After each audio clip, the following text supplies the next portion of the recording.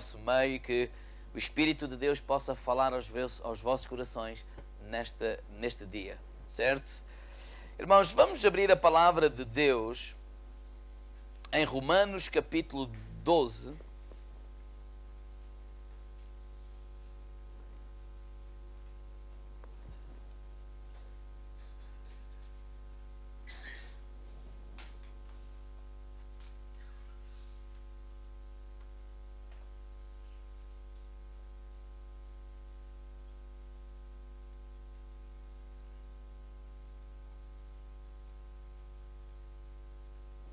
Nós começámos há 3 semanas atrás uma série, ao domingo, de mensagens que demos o título Pensando como Filhos de Deus.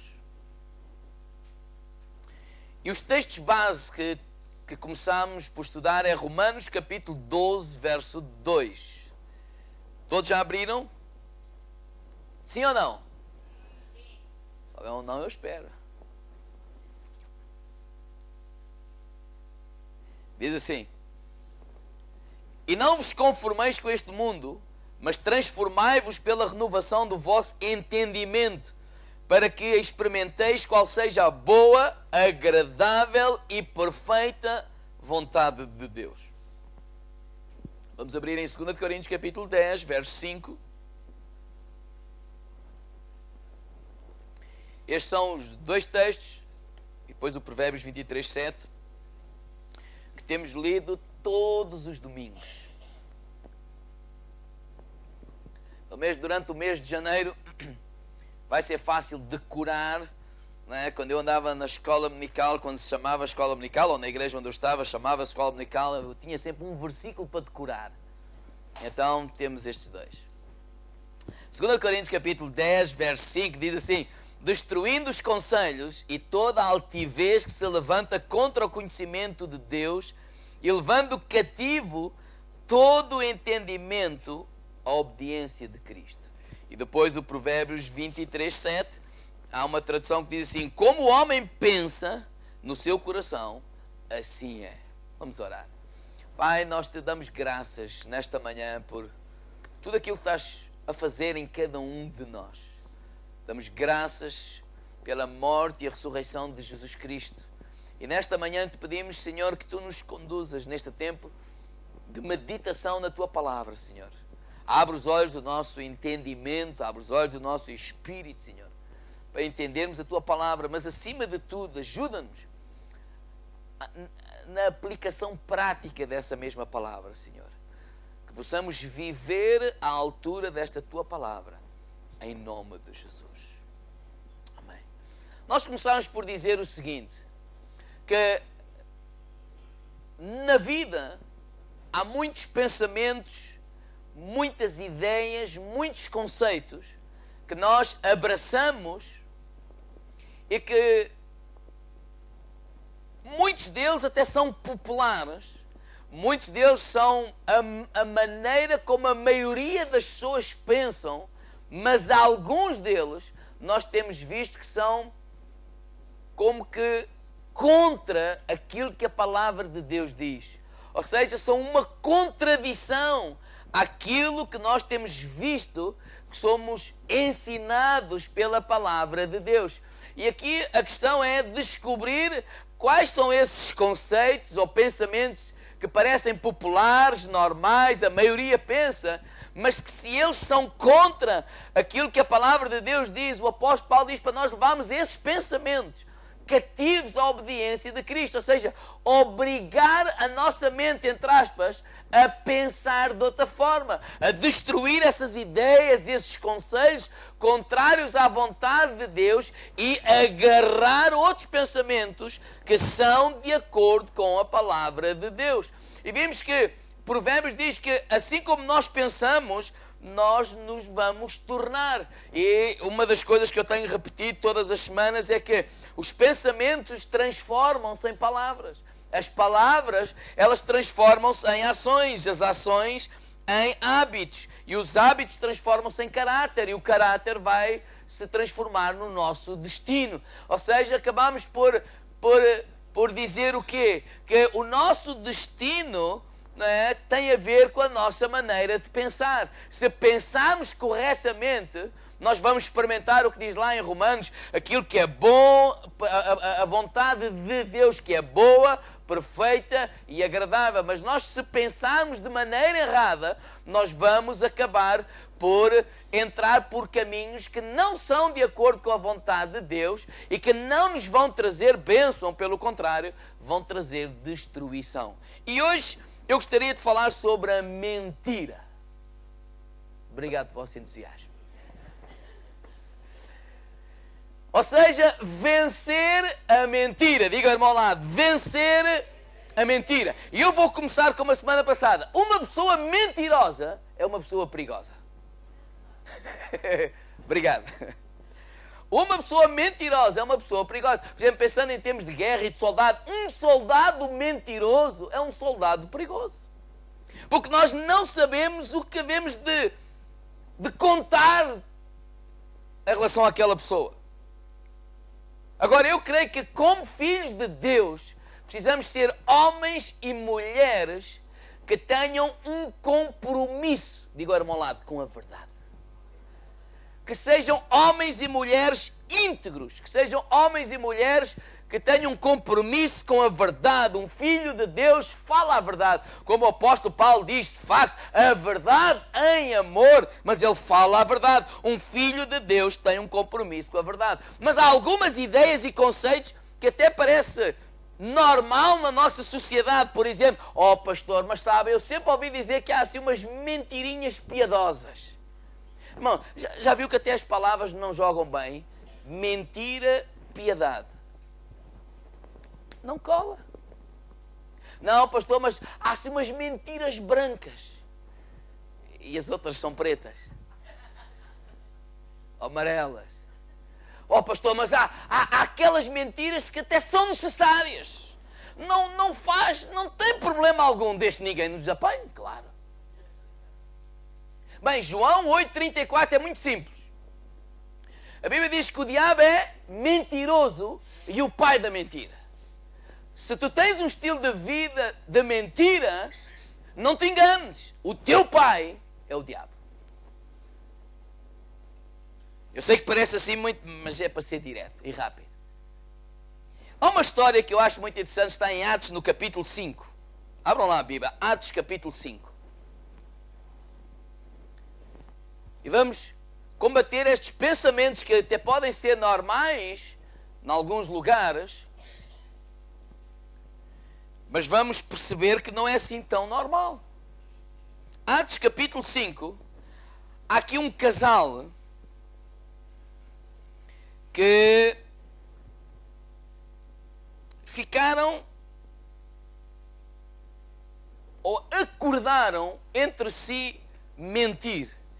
E esse casal, ele chamava-se Ananias e Safira, Atos no capítulo 5, a partir do versículo 1.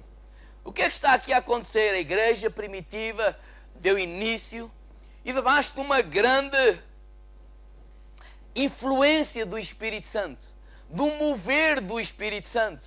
Atos capítulo 2, o Espírito Santo desceu sobre eles, eles foram batizados com a evidência de falar em línguas. Diz-me só naquele discurso, primeiro discurso de Pedro, converteram-se 3.000 almas. Então havia muita motivação, muito ânimo, muito zelo pela obra de Deus. A Bíblia diz que havia milagres por dias, maravilhas aconteciam, eles caíam na graça do povo e todos os dias o Senhor acrescentava à igreja aqueles que se haviam de salvar. Então havia temor, havia um grande mover de Deus e dentro desse mover de Deus, desse temor, desse zelo, diz que muitas pessoas vendiam as suas propriedades, vendiam as suas casas e doavam a parte do dinheiro e colocavam na mão dos apóstolos para eles gerirem. E, na verdade, o que estava a acontecer é que não havia necessitado algum. Eles davam todo o dinheiro e os apóstolos repartiam e não deixavam que ninguém padecesse necessidades. E Ananias e Safira pensaram fazer o mesmo, também doar. Não sei se a motivação foi, viram que havia pessoas que estavam a doar e que os outros irmãos se calhar os honravam, ou não sei, ou diziam, oh, olha ali vai o irmão que deu não sei quantos. Eu não sei o que é que aconteceu, eu só sei que eles desejaram fazer o mesmo. Então venderam uma propriedade. E quando foram ao Pedro para dar o dinheiro, eles venderam por 5, mas disseram que venderam por 3 e doaram 2. Isto é um exemplo. Ou seja, a mentira estava no valor que eles doaram. E aqui a questão não é o dinheiro. Aqui a questão não é deviam dar isto ou deviam dar aquilo. Não, aqui a questão é que eles disseram, estavam a doar tudo e não estavam. E aqui no versículo, no capítulo 5, versículo 1 diz, ora um certo homem chamado Ananias com Safira, sua mulher, vendeu uma propriedade e reteve parte do preço, sabendo sua mulher, mas levou o resto e o depositou aos pés dos apóstolos. E disse então Pedro, Ananias, por que é que Satanás encheu o teu coração para que mentisse ao Espírito Santo, retendo parte do preço da propriedade, guardando-a, não ficava para ti, e vendida não estava em teu poder, para que porque formaste este desígnio em teu coração, não mentiste aos homens, mas a Deus. Pedro está assim, olha, por que é que tu deixaste Satanás te enganar? Por que é que tu deixaste Satanás guiar a tua vida? Ou persuadir o teu coração? E Pedro disse, olha, tu na verdade, tu não estás a mentir a mim, tu estás a mentir a Deus. E sabe o que é que lhe aconteceu? No versículo a seguir, diz que ele caiu como morto. Digo, irmão lá, graças a Deus que isso não acontece hoje. Graças a Deus pela morte de Jesus. Graças a Deus pela graça de Deus na nossa vida. Mas de facto isso aconteceu e trouxe temor àquela gente. Mãe, a mulher estava em casa, ele nunca mais aparecia, ela pensou, bem, eu vou lá a ver o que é que se passa. E então chega lá e não é que tem a mesma conversa para o Pedro. Então, venderam por X? Sim, sim. Bem, foi acompanhar o marido e morreu também. E diz a Bíblia que havia grande temor naquele lugar. Mas aqui a questão é, a Bíblia é claramente contra a mentira. Estes pensamentos errados que a mentira, grandes mentiras, pequenas, mentiras brancas, mentiras não sei de que cor, piadosas, é uma mentira, é um engano de Satanás. Ou seja, está a dizer, a mentira só vai trazer destruição às nossas vidas. E nós vivemos numa sociedade ou numa cultura que há gente que mente tranquilamente. Eu acho que eles até acreditam naquilo que estou a dizer. Mas com uma tranquilidade, com uma paz, quer dizer, não, sabes, eu estava nas Caldas comigo, olha, mas sabes, olha, hoje estou em Lisboa, não posso. Pois viu, olha, a verdade, está aqui o pastor. O pastor sabe, há coisas que têm que ser. Isso é entre si, Deus. Ele é que sabe se tem que ser. Mas o que é que essas pessoas estão a vender a alma ao diabo? Pastor, também não seja assim tão... Irmãos, se pararmos um pouco para pensarmos no efeito destrutivo da mentira, nós vamos perceber porque é que o diabo gosta tanto de gente mentirosa. Quantas famílias... Irmãos, pensem nisto. A mentira destrói vidas. Diga lá, irmão, lado, a mentira destrói vidas. Por exemplo, pensando em famílias, uma vez conheci alguém que durante anos e anos esteve revoltado e não perdoava a sua mãe, porque lhe foi dito pela avó que a mãe o abandonou. E esse homem durante anos viveu revoltado. Eu não vou fazer as pazes com a minha mãe, ela abandonou-me, ela fez isto, fez aquilo. Quando anos mais tarde ele soube a verdade, já a mãe tinha falecido. E a verdade é que a mãe de facto não abandonou, deixou ao cuidado por causa de problemas, de dívidas, teve que ir trabalhar para longe, e quando tentou recuperar o seu filho, lhe foi impedido pelos familiares. Mas o homem viveu anos agarrado a uma mentira. E no tempo que teve a oportunidade de voltar a ter comunhão com a sua mãe, reconciliar, etc., nunca quis. Porquê? Porque ele vivia agarrado a uma mentira. Quantas famílias, quantos homens já aconteceu que faleceu e vem a viúva e os filhos ao funeral, mas aparece outra viúva e outros filhos. E aquilo causa mágoa. Dizer, afinal vivemos uma mentira. Ele tinha uma segunda família. Quantas coisas isso acontece? Quantos relacionamentos são destruídos por causa de uma mentira? Quantas pessoas que eram sócios por causa de uma mentira, de fraude, ou de engano, ou de esquemas, acabam a sociedade, fecham a firma, e há destruição, e há separação, e há uma série de coisas. Porquê? Porque a mentira destrói vidas. Irmãos, nós estamos a viver num país, quantas mentiras destruíram reputações das próprias pessoas, que durante anos montaram uma imagem de pessoas retas, de pessoas íntegras, e depois veio-se a descobrir, era uma mentira. Irmãos, eles vão ser conhecidos para sempre. Aconteça o que acontecer, vão ser conhecidos por causa da mentira que eles fizeram passar e o engano que eles provocaram às pessoas. Reputações, carreiras, a mesma coisa. E eu creio que está na hora que se levante uma geração que fale a verdade e que tenha um compromisso com a verdade. E eu creio que essa geração está aqui à minha frente. Amém? Que nós tenhamos um compromisso com a verdade. E a minha parte prática é, pastor, alguns conselhos práticos, como destruir a mentira nas nossas vidas e como tomar um compromisso com a verdade. Eu quero dar conselhos muito práticos. Primeiro, fale sempre a verdade, independentemente das consequências. Diga ao irmão ao lado, fala sempre a verdade, independentemente das consequências. Não é isso que nós ensinamos aos nossos filhos? Quando o papá chega a casa e diz, quem é que partiu a jarra que estava na sala? E que o filho possa dizer assim, fui eu. Claro que ele vai ter as consequências. Há consequências mas falou a verdade. Mas abraçou este compromisso com a verdade. Porque é assim que se tem um compromisso com a verdade. Falar sempre a verdade, apesar das consequências. Esta mentalidade, mas se eu disser isto e aquilo, vai acontecer isto. Claro, nós temos sempre pessoas íntegras, responsáveis, pagar pelos nossos erros, assumir as nossas responsabilidades. E uma das maneiras que fazemos é ter um compromisso com a verdade. Falar a verdade, independentemente das consequências. Você já pensou, por exemplo, em Jesus Cristo, em frente a Pilatos? Ele estava ali, ele já sabia qual era o resultado, o que é que viria a seguir. Oh, és tu o rei dos judeus? Eu dizia, não. Eu podia fazer como Pedro. Não, isso é conversa daí, não sei, vocês devem estar enganados. Ele assumiu. Ele foi crucificado. Mas ele nunca faltou à verdade. Bem, hoje, em 2015, se disser assim, és tu o rei dos judeus? Bem, defina-me o que é que tu entendes por rei. Quem é que está a perceber o que eu estou a dizer? Isto é verdade?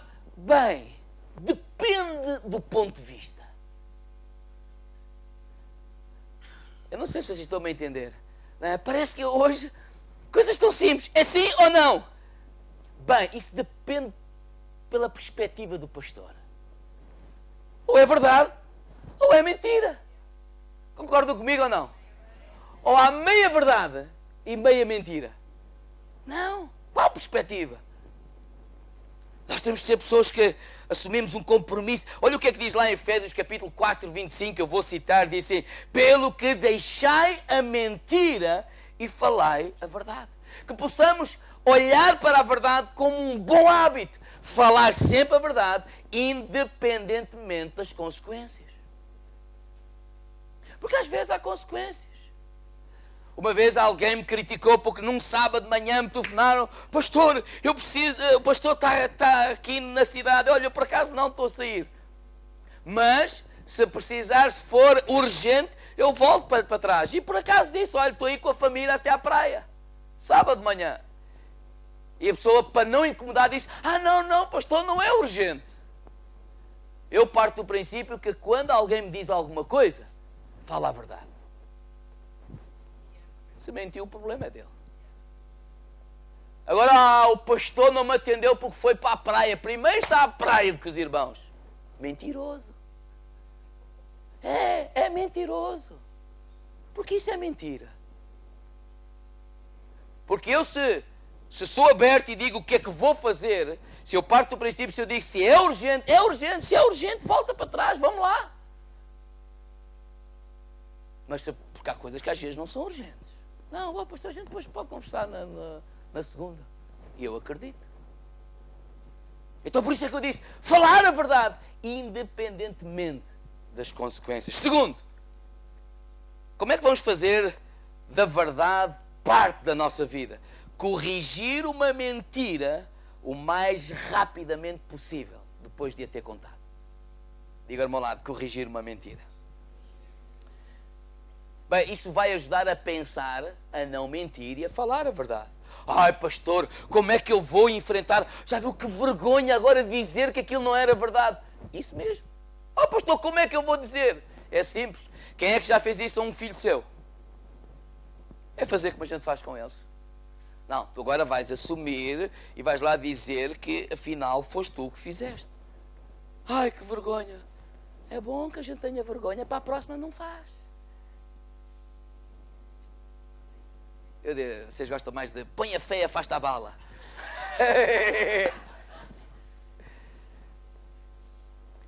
Oh, irmãos, mas como é que se faz? É pedindo desculpa, admitindo, olha, eu exagerei, eu menti, eu faltei à verdade e quero repor isso o mais rapidamente possível. Você sabia que Deus colocou um alarme dentro de ti? Dentro de nós? E esse alarme chama-se o Espírito Santo. Quando a gente faz alguma coisa e vê assim sim, uma coisa cá dentro. Mas quando comeu qualquer coisa que estava estragado, deu voltas aqui. Estou a falar de uma coisa simples, só para as pessoas entenderem e não espiritualizarem tanto e dizer, nessa hora, é o alarme que disparou. Sabe o que é que o Espírito Santo está a dizer? Vai e repõe a verdade. Em João 14 diz que o Espírito Santo nos guiará em toda a verdade. Porque se tu não o fizeres uma vez, duas vezes, três vezes, sabe o que é que o apóstolo Paulo diz? A nossa consciência vai ficar cauterizada. Porque não demos ouvidos àquilo que o Espírito Santo colocou cá dentro, aquilo, devíamos ter dito alguma coisa. Então, repõe a verdade o mais rapidamente possível. Como? Humilha-te, com humildade, e coloca, olha, estou pronto para as consequências, mas perdoa-me porque eu de facto abracei este compromisso com a verdade e eu não quero viver este estilo de vida de mentira. Amém? Terceiro, outra coisa que podemos fazer para que tenhamos um compromisso com a verdade é desmascarar a mentira, digo ao irmão ao lado, amorosamente. Repita lá o amorosamente. Quando há mentira ao seu redor, amorosamente desmascar essa mentira. Às vezes temos esta cultura, isto não é comigo, não tem nada a ver com isso. Mas não deixe que a mentira saia impune. Vocês, papás e mamães, que tenham isso como hábito, como cultura na vossa família. Que a mentira não saia impune, que amorosamente possamos corrigir os nossos filhos. Claro, como é lógico, não é? Não só vamos os corrigir, mas depois eles não te apanham a mentir. Não é que te apanham a mentir, é que não vivas a mentir. A esposa dizer assim ao marido, então quanto é que isso custou? Pá, isso custou 30 euros. E diz assim o filho, oh mãe, mas isso foi 40. É só para não haver chatices. Não sei se algum já fez isso. Sabe o que é que estás a ensinar ao teu filho? A mentir. Quando ele vai no carro e ouve a mãe ou o pai a dizer que está na China e está na Figueira, sabes o que é que estás a ensinar aos teus filhos? A mentir. Não te queixes.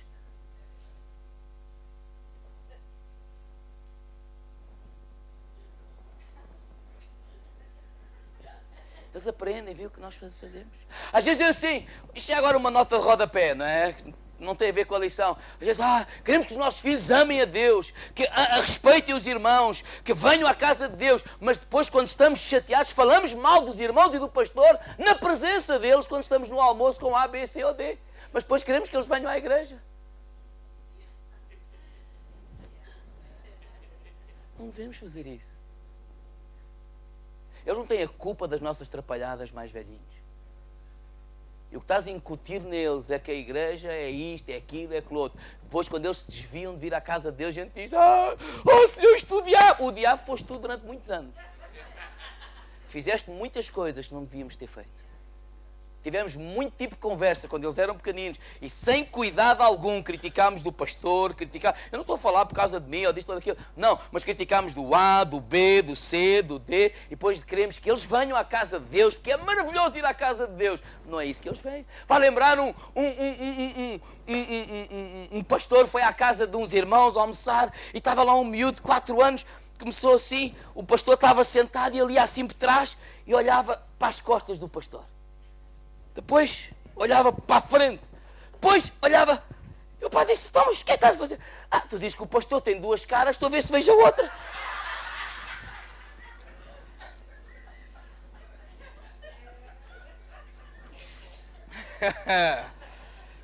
Bem, ainda não é meio-dia, podemos continuar. Mas irmãos, precisamos amorosamente corrigir a mentira. Porque a verdade precisa fazer parte dos nossos valores. Agora, quando eu falo de desmascarar a mentira, ouça isto. Não é para envergonhar a pessoa, nem é para destruir a pessoa. Às vezes a paz também, às vezes eu falo por mim, preciso de ajuda também. Às vezes as pessoas confundem desmascarar a mentira com o destruir a autoestima do rapaz ou da rapariga. Seu burro, sou mentiroso, é sempre a mesma coisa. Digo ao meu lado, não é nada disso. Destruir a autoestima do rapaz é uma coisa. Corrigir amorosamente a mentira é outra. Efésios 4,15, Paulo disse assim: vamos falar a verdade temperada com amor. Diga ao meu lado, tempera as tuas palavras. Porque a verdade sem amor poderá ser... Agora está difícil. Esqueci-me. Não, a verdade sem amor poderá ser crueldade. Mas amor sem verdade poderá ser hipocrisia. E o que o apóstolo Paulo disse é: vamos temperar a verdade, sim, mas com amor. Então aquilo que é suposto não é destruir a criança, aquilo que é suposto é ajudar a criança a crescer com valores. E o mesmo connosco. Se nós temos um irmão, que temos relacionamento com ele, que não é aqueles que eu não conheço de lado nenhum, mas que eu o amo, ele me ama, ele pode partilhar comigo, eu partilho com ele. Se vês que ele está a viver uma vida de mentira, amorosamente ajuda-o a vencer a mentira. Desesperadamente eu digo, ajuda-o, porque a mentira vai destruir a vida dele. A mentira, o final dela é um precipício, não é bom, não é agradável, não é a vontade de Deus para a nossa vida. Mas se estás a ver isso na vida de alguém que tu nem sequer tens intimidade, ora por essa pessoa. Não te metas, claro, mas ora por ela. Porque a mentira, ele destrói vidas, ele destrói vidas. 4º conselho, que nos vai ajudar a ter um compromisso com a verdade. Diga para o irmão ao lado: olha, não andes para aí a jurar. Eu juro-te que isto é verdade. Significa que quando não juras estás a mentir? Olha o que é que diz lá em Tiago 5, verso 12. Abra lá a Bíblia, por favor. Eu não vou demorar muito mais tempo.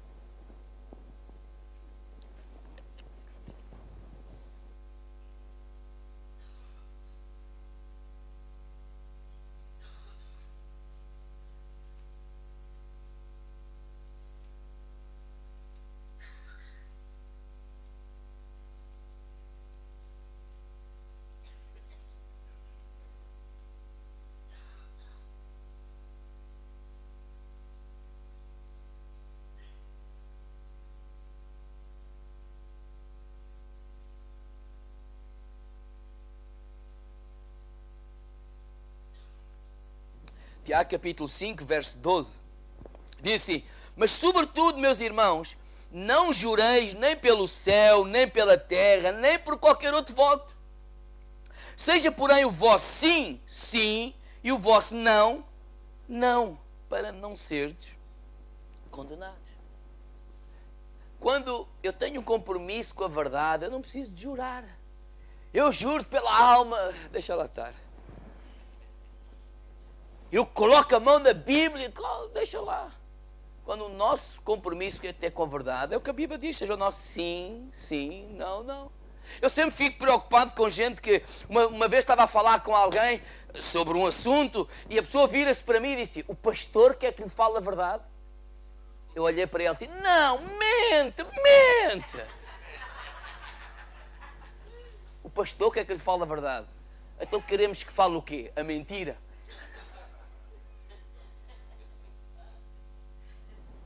Ou não? É suposto isso ser o nosso estilo de vida. É suposto nós termos um compromisso. É suposto sermos íntegros. Claro que quando se fala, fala-se a verdade. E quando falamos a verdade, nós não precisamos de jurar por nada. E oxalá que nós possamos ser homens e mulheres de palavra. Enquanto o grupo pode vir até aqui, se faz favor. Nós possamos falar sempre a verdade em amor. E não aceitar estas ideias da mentira que não tem problema, das mentiras brancas, das mentiras piedosas. E já agora, cuidado com os exageros, para terminar. Diga lá ao irmão lado, olha, cuidado com os exageros. Escreva isto. As mentiras mais perigosas são as verdades ligeiramente desfiguradas. Estão a ver o que eu estou a dizer? As mentiras mais perigosas são aquelas verdades ligeiramente desfiguradas. É quase assim. Ou seja, não é assim. 2 versículos, para terminarmos. O primeiro dele é Provérbios capítulo 12, verso 22.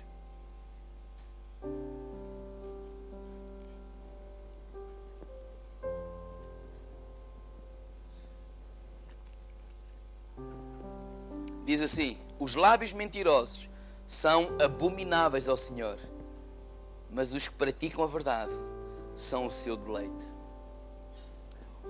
Outro verso é Provérbios 6, 17 a 19. Diz: 7 coisas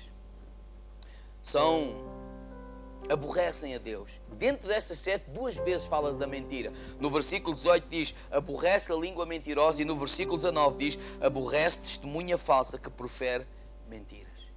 E eu terminaria dizendo isto: se quer estar na lista daqueles que aborrecem a Deus, continua a mentir. Força. Se quer estar na lista daqueles que agradam a Deus, toma um compromisso com a verdade. Vocês não me levem a mal de ser assim tão simples, mas eu tenho para mim que às vezes andamos a procurar grandes coisas.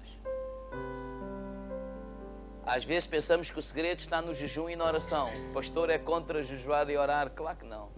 Irmãos, orar é como respirar. Se eu não respirar, eu morro. Orar é a oportunidade que eu tenho de estreitar laços de intimidade com o meu Deus. Eu não vejo orar como uma obrigação. Isso faz parte de mim. Mas às vezes queremos olhar, e o diabo, e não sei o quê, isto é a montanha e tal. E às vezes nas coisas simples.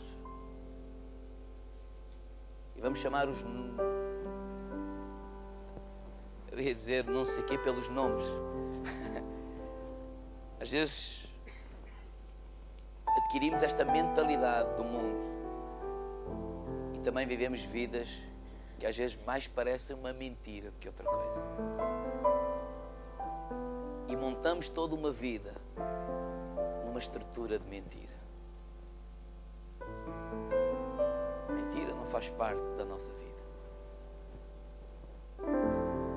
A gente não tem que temer.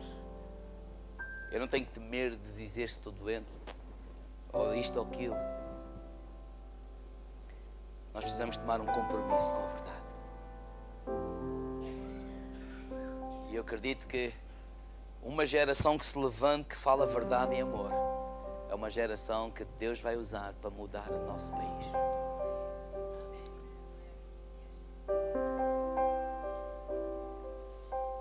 Agora, eu não estou aqui para te condenar. Vocês lembram-se daquela história de Pedro? Pedro mentiu. Tu conheces aquele homem? Não, Nunca ouvi.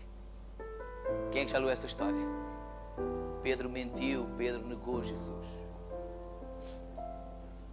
Entretanto isso passou, Pedro voltou a pescar. Entretanto Jesus morreu, terceiro dia ressuscitou. E diz que apareceu aos discípulos. Pedro estava a pescar, assim que viu Jesus, lançou-se ao mar. Quem sabe ficou envergonhado, claro. É que depois de ele ter negado Jesus, apenas trocaram um olhar, não houve mais conversas. Ele ficou desiludido com ele mesmo. Eu não queria ser assim. Eu não queria fazer isto, eu não queria fazer aquilo. Mas fez. E no primeiro encontro com Jesus e Pedro, estavam todos numa roda, Jesus estava a assar um bom peixe. E ninguém ousava falar, ninguém ousava abrir, desculpe a expressão, a boca. E quando Jesus disse assim, Pedro, eu imagino, quando ele ouviu o nome dele, aquilo, ai! O que é que vem a seguir? Amas-me? E ele, Senhor, eu amo-te. E Jesus disse a Pedro, apacenta as minhas ovelhas. Passou. Mais assim um silêncio. Aqueles silêncios ensurdecedores. Pedro, e ele, ai, amas-me? Apacenta as minhas ovelhas. E a terceira vez Jesus fez isso. Pedro, amas-me? Eu amo-te, tu sabes, tu conheces. Apacenta as minhas ovelhas. Jesus estava a dizer a Pedro, eu não te condeno. Deus não te condena. Não há aqui ninguém que alguma vez na sua vida já não tenha mentido. Mas Deus não está aqui para te condenar. Deus está aqui para te amar e dizer, há perdão para ti. Há um novo caminho para ti. Há um caminho de vitória que eu tenho para ti. Jesus não nos quer condenar. Jesus nos quer não só perdoar, mas a nos ajudar a caminhar, tomando um compromisso com a verdade. E eu quero dizer lá para casa também que há um novo caminho para ti também. Deus não te condena. Deus não quer destruir a tua vida. Deus quer tocar na tua vida hoje. Eu vou-te convidar a baixar a tua cabeça. Vou convidar os irmãos aqui, vamos ficar de pé.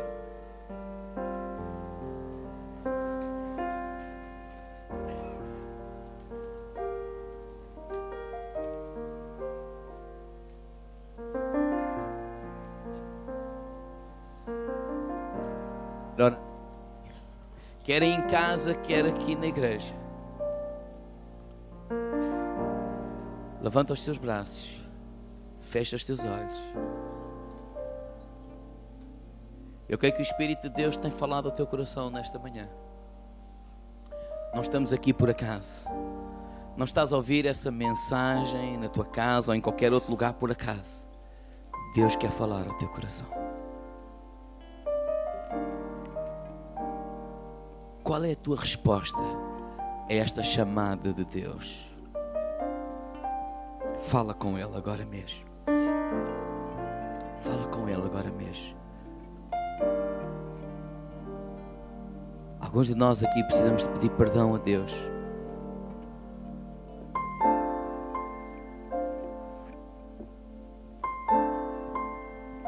A mentira é como uma bola de neve. Ela vai aumentando, ela vai aumentando, ela vai aumentando. Mentimos uma vez, depois mentimos a segunda para tapar a primeira, a terceira para tapar a segunda, a quarta para tapar. E quando damos conta, estamos enredados em tanta mentira. Deus ama-te. Deus ama-te. Deus ama-te. Deus ama-te. Oh Espírito de Deus, toca em cada vida. E lá para casa nós vamos desligar e fica a falar com Deus, entre ti e Deus. E não deixes passar esse momento sem estares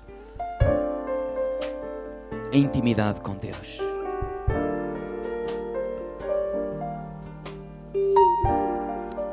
E aqui na igreja